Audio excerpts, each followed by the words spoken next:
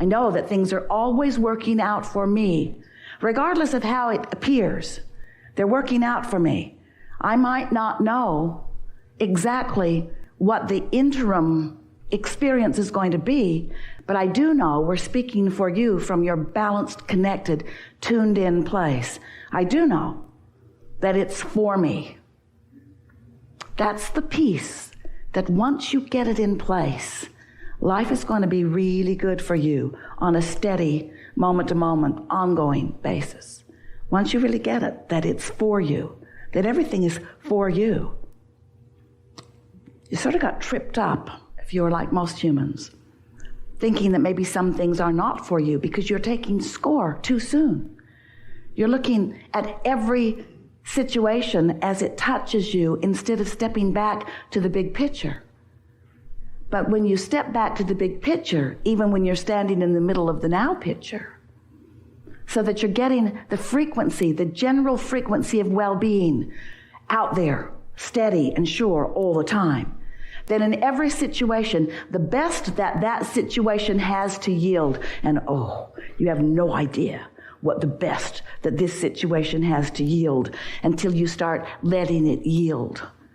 Once you start perceiving through the eyes of Source, once you start accepting the well-being that is you, once you feel the blessedness that is you, and you allow that to be the dominant vibration so that you know, hey, this is for me.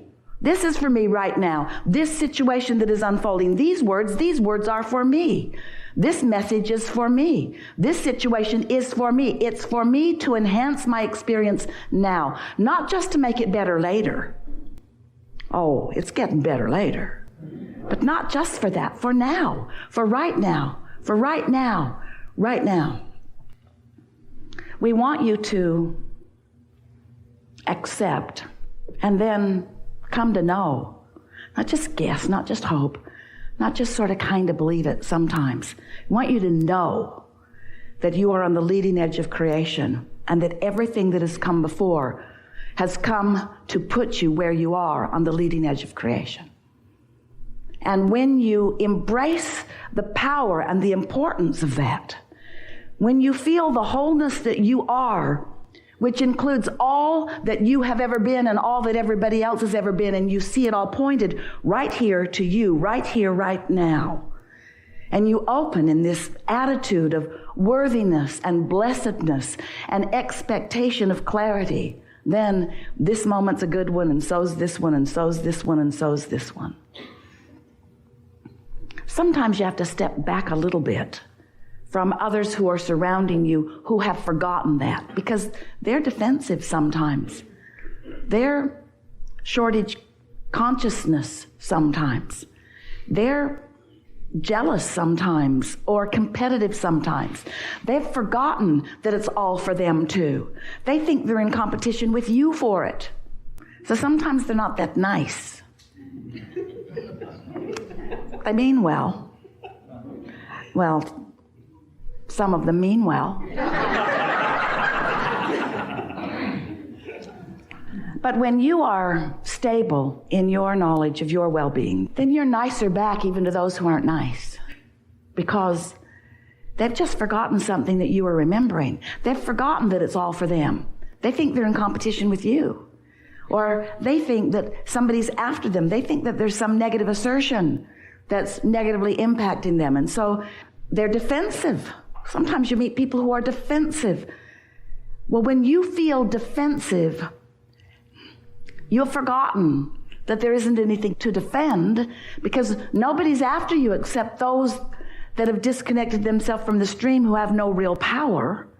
If you start playing in the defensive game where they're disconnected and they're defending against you, and you're disconnected and you're defending against them, now you're playing in that disconnected game where the one with the bigger punch is going to have the bigger impact. But that's not who you are. You are one who, when you are connected to this stream of who you are, when you allow yourself to stand in the focused fullness of all that you are, you leave your feeling of defensiveness aside, because you realize that there's nothing to defend. There's just a whole lot of wonderful to embrace, to notice, to vibrate with. You come for your contribution to all that is, yeah?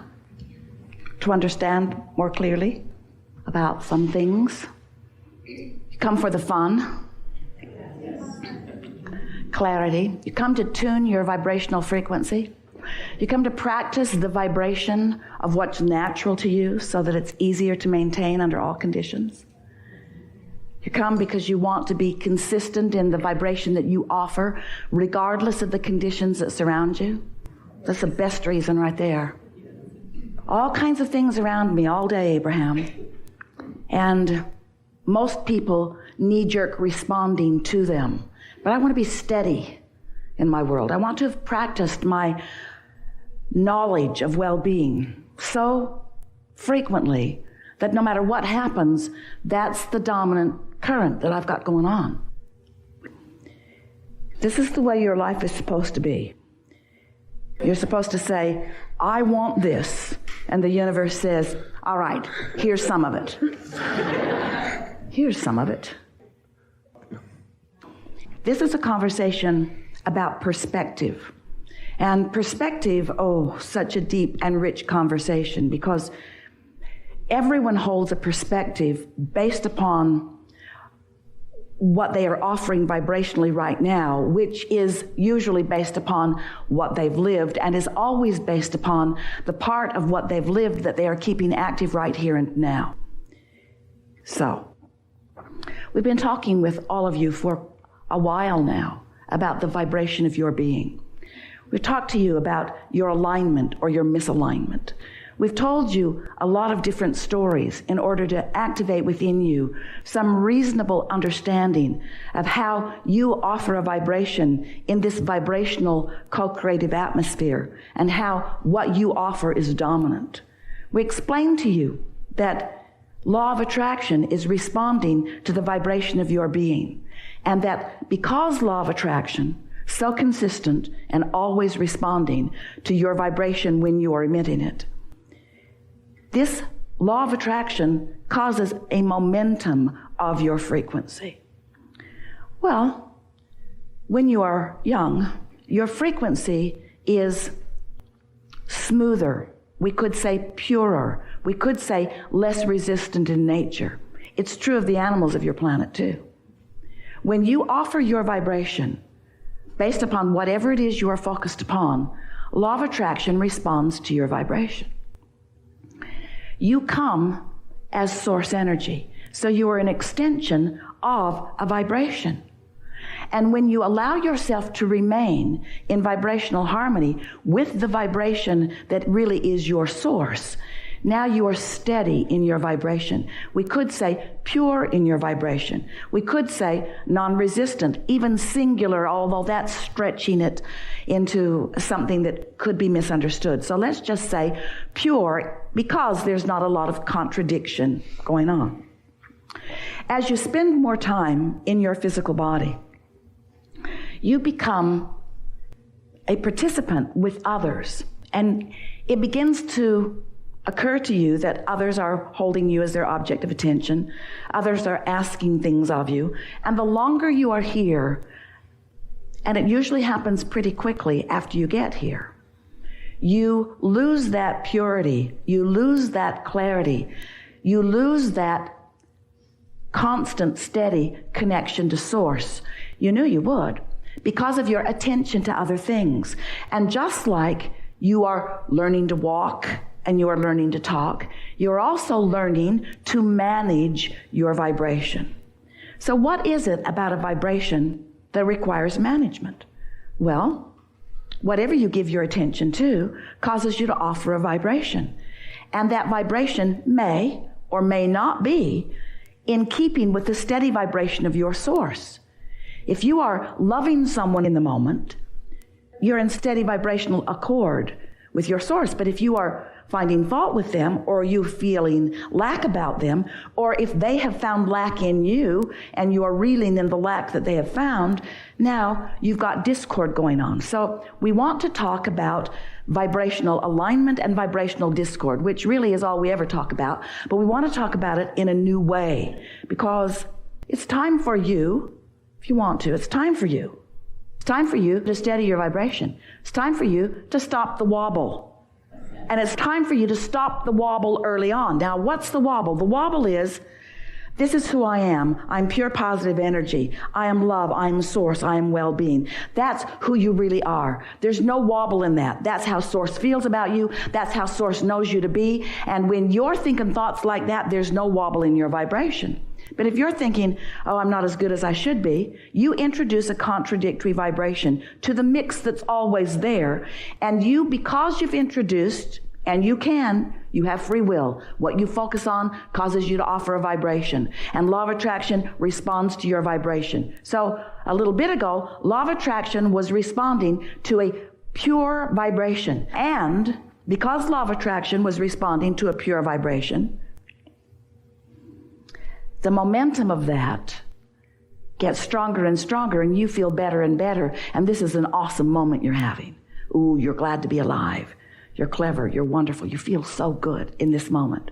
And anybody who has the privilege of interacting with you when you feel like that is benefited by the clarity that you bring to the moment. But now, let's say something happened. You're defensive.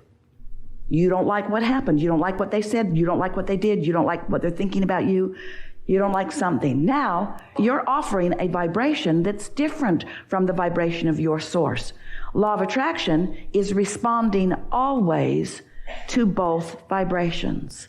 And that's what equals the wobble.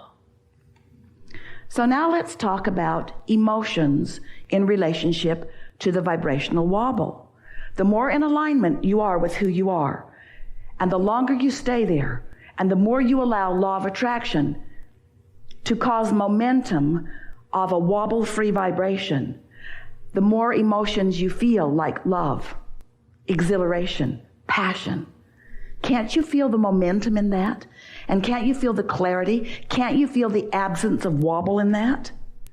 But the more you feel despair or rage or anger, can't you feel the wobble in that? Can't you feel the offness in that? Can't you feel the vibrational frequency variance in that? You see? This is a good conversation, isn't it? So your emotions have always been about your wobble. But it gets your attention because you don't need to wobble. You don't need to wobble, but you can't wait till you're wobbling to tend to the wobble. Because if you wait till you're really wobbling to tend to the wobble, now law of attraction is really active and there's a lot of momentum going on both vibrational spectrums of who you really are and who you're allowing yourself to be in this moment. And once there's really a wobble that feels like fear, or a wobble that feels like anger, or a wobble that, now you're really wobbling. So all of you get to think the thoughts that you get to think. If we were standing in your physical shoes, we would be testing for ourselves personally the wobble factor in every thought we think. We would appreciate someone and feel what the wobble factor feels like. We would condemn someone and feel what the wobble factor feels like. We would show ourselves in very short order how the source within us feels about this or that or this or that or them or them or them or them or them or them or them or that one and that one and that one and that one. And then we would, if we were standing in your physical shoes, do our best to come into alignment with that. So, to wrap this up, we want to say that when law of attraction responds to you, and it will, it always does, and your vibration is clear and pure and resistance-free, the momentum of that wobble-free alignment is ecstasy. It's clarity, it's passion, it's who you are, it's what you want, it's what you came for. And when law of attraction applies itself, and it will, it always does, to a vibration that is wobbling, well, you know what that feels like. In other words, varying degrees of negative emotion. Really good conversation. Yeah.